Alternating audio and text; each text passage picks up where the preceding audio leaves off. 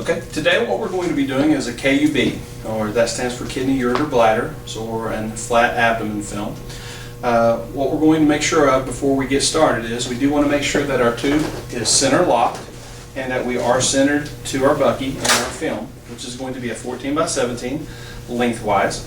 I'm using a right marker on the right side on the bottom so that it will not be up here in the abdomen area, which will be obstructing. We're going to have it in the bottom right corner. So I'll make sure I'm center locked and I'm centered to my film. And then the centering for a KUB, or an abdomen film, is going to palpate the crest. And we're going to center at the level of the crest. Now, one thing that we do tell is, especially for male patients, is that sometimes you center a little bit below the crest. But our centering is going to be at the level of the crest most of the time on a female. Our SID should be a 40-inch SID. So we're going to measure. And we have a range of 40 to 44 inches that we allow for our SID. And we're going to again palpate the crest, and then we're going to center at the MSP of the patient. Our collimation will be to the skin margins, side to side, and then to the IR lengthwise. We can check that by bringing it across and seeing that it is to the IR borders and resetting. Our respirations for this will be on expiration. It will be to raise, so that we'll raise the diaphragm so we can see more of the abdominal area. And on this one here, we will not be shielding because we are trying to see all the way down, including the pelvic area. So we want to see from the kidneys, the ureter area, all the way down and including the bladder.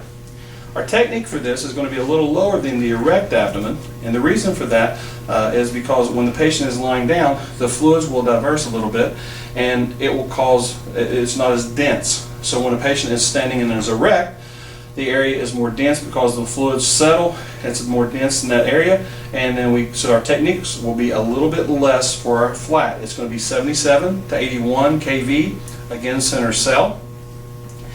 If you have a patient who is a hyperstenic patient, a patient who is large, then what we want to do is we may actually have to turn the film crosswise.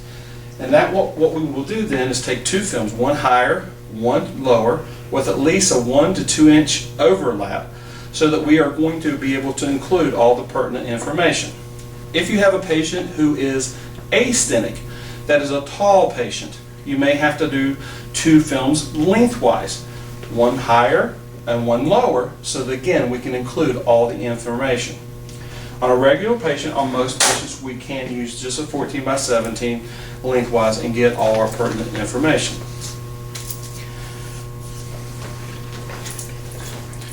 Okay, so what I do want to do is I'm coming up to the top of the table here. I'm going to look down, and I just want to make sure that I am at the MSP, that the patient is centered. Sometimes that's done better by going to the top of the table looking down. Even though trying to measure this way, sometimes going to the head of the table actually gives you a better look at that to make sure that you are in the center. And that is a KUB.